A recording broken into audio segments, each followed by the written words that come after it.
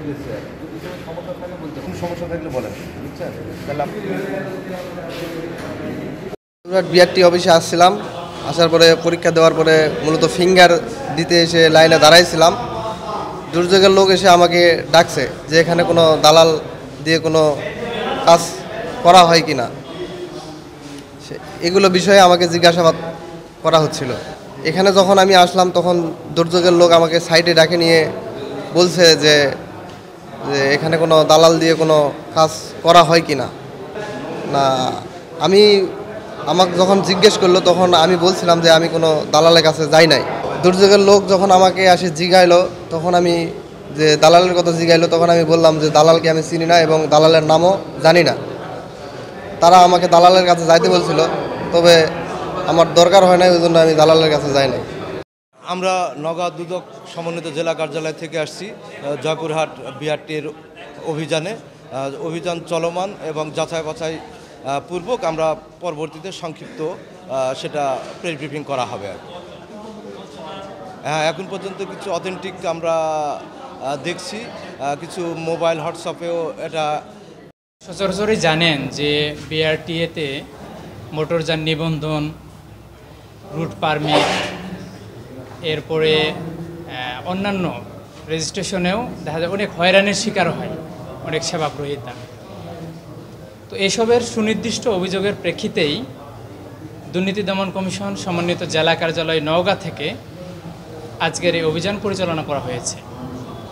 আমরা ছদ্মবেশে কিছু সময় বিভিন্ন সেবাগ্রহীতার সাথে কথা বলেছি, তাদের কাছ থেকে বিভিন্ন তথ্য উপাত্ত সংগ্রহ করা হয়েছে। পরবর্তীতে আমরা বিআরটি অফিস জয়পুরহাটের বিভিন্ন কর্মকর্তা কর্মচারীর সাথেও কথা বলেছি এবং ওনাদের মোবাইলের বিভিন্ন ডাটা দেখে আমরা প্রাথমিকভাবে বিভিন্ন সত্যতা পাওয়া গিয়েছে।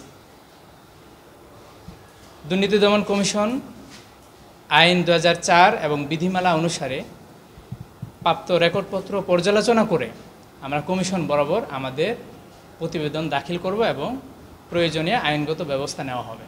বিআরটিএ বাগেরহাটে বিভিন্ন ধরনের অনিয়ম, দুর্নীতি, কর্মচারীদের অসহযোগিতা, মোটরযানের রেজিস্ট্রেশন, ফিটনেস সার্টিফিকেট বা অন্যান্য গ্রাহক সেবা প্রদানে হয়রানি বা ঘুষ দাবির পরিপ্রেক্ষিতে আমরা আমাদের দুর্নীতি দমন কমিশন প্রধান কার্যালয়ের নির্দেশনা মোতাবেক দুর্নীতি দমন কমিশন বাগেরহাট জেলা কার্যালয় থেকে একটি টিম আজকে আমরা অভিযান পরিচালনা করি। অভিযানকালে আমরা এখানে বিভিন্ন সেবা প্রত্যাশী যারা আছে এদের সাথে কথা বলি এবং ছদ্মবেশে আমরা এখানে কোনো ধরনের হয়রানি হচ্ছে কিনা আমরা সেটা অবলোকন করার চেষ্টা করি।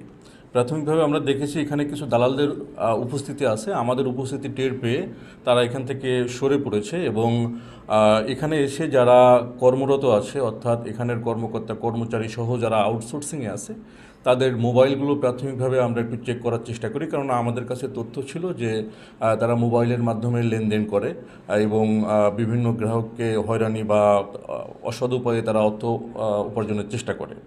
আমরা কয়েকটা মোবাইল সিজ করে 4টা মোবাইল দেখে আমরা তাদের হোয়াটসঅ্যাপগুলোতে বা মেসেজে বিভিন্ন ধরনের ইঙ্গিতপূর্ণ মেসেজ আদান প্রদানের তথ্য পেয়েছি, সেখানে টাকা আদান প্রদানের তথ্য আছে। তার পরিপ্রেক্ষিতে আমরা তাদের যে মোবাইল ফিনান্সিয়াল সার্ভিস যেমন বিকাশ, রকেট, নগদ এগুলো আমরা চেক করেছি। বিকাশে আমরা হিউজ লেনদেন পেয়েছি, যেমন একজন এখানে আউটসোর্সিংয়ে কর্মরত একজনের প্রায় 15 দিনে আমরা প্রায় 30,000 টাকার মতো লেনদেন পেয়েছি, বা একদিনে 10,000 15,000 টাকার লেনদেন পেয়েছি। এই লেনদেনগুলো আমরা পেয়েছি, আমাদের কাছে এই লেনদেনগুলো সন্দেহজনক মনে হয়েছে প্রাথমিকভাবে।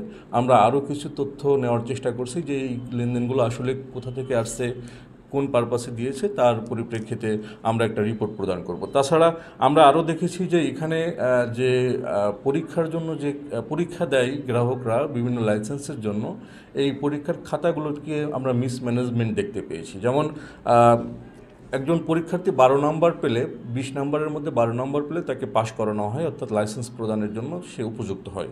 কিন্তু এখানে দেখা গেছে অনেকে নাম্বার কম পেয়েছেন, 7, 8 পেয়েছেন, তাদেরকে 12 করানো হয়েছে। এবং আমরা এটাও দেখতে পেয়েছি যে এখানে একই হাতের লেখা দিয়ে যে পরীক্ষার প্রশ্নপত্র পূরণ করা হয়েছে যেগুলো লিখিত। তো আমাদের কাছে এটা সন্দেহজনক মনে হয়েছে। প্রাথমিকভাবে আমরা কিছু কাগজপত্র এখান থেকে নিয়ে যাচ্ছি এবং কিছু কাগজপত্র চেয়েছি পরীক্ষার খাতা সহ, আমরা সেগুলো যাচাই বাছাই করে দেখব যে এখানে যে অনিয়মগুলো হয়েছে বা কোনো ধরনের অনিয়ম হয়ে থাকলে আমরা সেটার পরিপ্রেক্ষিতে আমরা ব্যবস্থা নেব এবং আমাদের অভিযান চলমান রয়েছে। আমরা আরও কিছু বিষয় দেখার চেষ্টা করছি।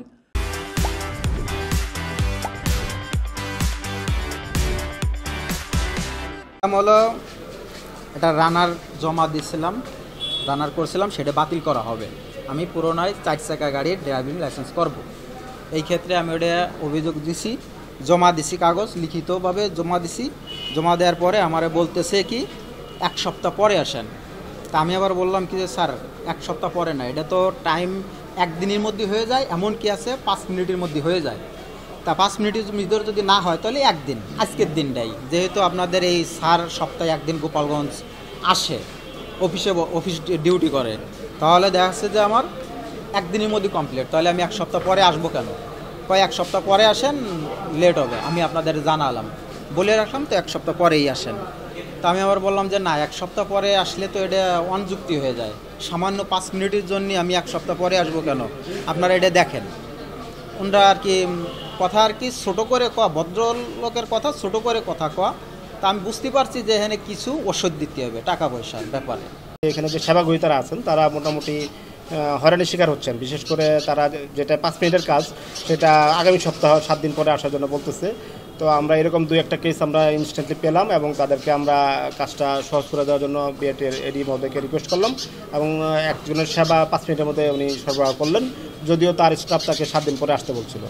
তো এরকম যে বিভিন্ন ধরনের মানে মানুষ সেবা থেকে বঞ্চিত হচ্ছে, এই তথ্যগুলো আমরা পেলাম। এছাড়াও আরেকজনকে আমরা পেলাম যে তার নামজারি পরিবর্তন করবে, মানে একজনের মালিকানা থেকে আরেকজন মালিকানা পরিবর্তন করবে, তার জন্য 3800 টাকার সরকারি ফি। সে বিভিন্ন আনুষঙ্গিক সহ ওই এখানে যে পাশে কম্পিউটার দোকান আছে সেখানে 6000 টাকা জমা দিয়েছে, আমরা প্রমাণ পেলাম। এবং যে ফটোকপির দোকান সেও স্বীকার করলো যে হ্যাঁ সে 6000 টাকা নিয়েছে। তো এখানে আমরা তার কী বাবদ নিয়েছে সেটা আমরা হিসাব করে দেখলাম যে অতিরিক্ত 500-700 টাকা বেশি নিয়েছেন উনি ওনার কাছ থেকে।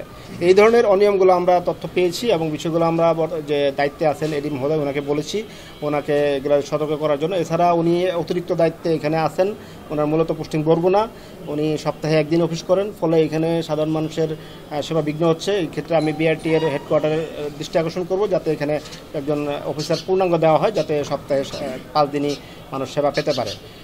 এছাড়া এখানে আমরা দেখতেছি কয়েকজন স্টাফ দীর্ঘদিন ধরে আছে। এখানে শরীফুল ইসলাম নামে উচ্চমান সহকারী, উনি 2016 সাল থেকে কর্মরত, প্রায় 9 বছর ধরে। এইটা একটা ওনার বাড়িও এখানে এবং কর্মরত এখানে, ফলে এই যে দুর্নীতির যে নেক্সাসটা এখানে সুযোগ তৈরি হচ্ছে। এছাড়া এখানে লিখন শেখ একজন আছেন অফিস সহকারী, উনিও 23 সাল থেকে এখানে আছেন। তার বিরুদ্ধে আমাদের দুদক অফিসে একাধিক অভিযোগ রয়েছে। তার বাড়ি হচ্ছে নড়াইল, কিন্তু তিনি ফ্যামিলি সহ খুলনায় থাকেন, প্রতিদিন এখান থেকে যাতায়াত করেন, এটাও চাকরি বিধির পরিপন্থী। আমরা তার বিষয়েও যে তথ্যগুলো পেয়েছি, তার খুলনায় বাড়ি আছে, নড়াইলে প্রচুর জমি কেনা আছে, গাড়ি আছে, এই ধরনের তথ্যগুলো আমরা পেয়েছি।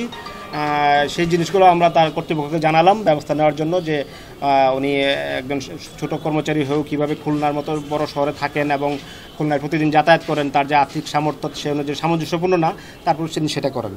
এছাড়া ইয়াসিন শেখ অফিস সহায়ক, তার বিরুদ্ধে দুদকে গত বছর 24 সালে জানুয়ারি মাসে গণশুনানি হয়েছিল। সেখানে তার বিরুদ্ধে অভিযোগ পাওয়ার পর দুদকের কমিশনার মহোদয় তাকে বদলির জন্য বলেছিলেন, আমরাও চিঠি দিয়েছিলাম। এখান থেকে তার বদলির জন্য পত্রও দেওয়া হয়েছিল, কিন্তু কোনো এক কারণে তিনি এখনও এই অফিসে বহাল আছেন মর্মে আমরা দেখতে পেলাম। এই বিষয়ে আমরা তাদেরকে জানিয়েছি যে যেন এটা ব্যবস্থা নেওয়া হয়। অর্থাৎ আমরা আজকে সকালবেলা অভিযানে এসে মোটামুটি অনেকগুলো অভিযোগের সত্যতা পেলাম। এই অভিযোগগুলোর বিষয়ে আমরা এখানকার যে এডি মহোদয় আছেন তাকে আমরা সুপারিশ দিয়েছি এবং আমরা আমাদের দুদক হেড অফিসের মাধ্যমে বিআরটির হেড অফিসেও সুপারিশগুলো দিব, যাতে এই সমস্যাগুলো দূর করে জনগণকে সেবা প্রদান করা যায় এবং গোপালগঞ্জবাসী বিআরটিএ থেকে সেবা পেতে পারে। আমরা সকালবেলা এসে আমরা যখন সিভিল ড্রেসে রেকি করতেছিলাম তখন আমরা কয়েকজন দালালের উপস্থিতি পেয়েছিলাম এবং কোনো একটা আসলে সারা দেশে অভিযান হচ্ছে, তো কোথাও জেনে গেছে যে আমরা এখানে আসছি। তো দালালগুলো আমরা আসার খবর পেয়ে আমরা যখন মুভ করতেছিলাম তখনই তারা সটকে পড়ছে, তবে দালালের উপস্থিতি আমরা পেয়েছি। এই বিষয়েও আমরা এডি মহোদয়কে জানিয়েছি যে এখানে যেন দালাল মুক্ত করার ব্যবস্থা করা হয়। আমরা এই ব্যাপারে জেলা প্রশাসক মহোদয়ের দৃষ্টি আকর্ষণ করব, যাতে এখানে ম্যাজিস্ট্রেট দিয়ে অভিযান পরিচালনা করা হয় এবং আমরা এটা ওয়াচ করব ভবিষ্যতে যাতে এখানে দালাল কোনো সেবাগ্রহীতাকে হয়রানি করতে না পারে।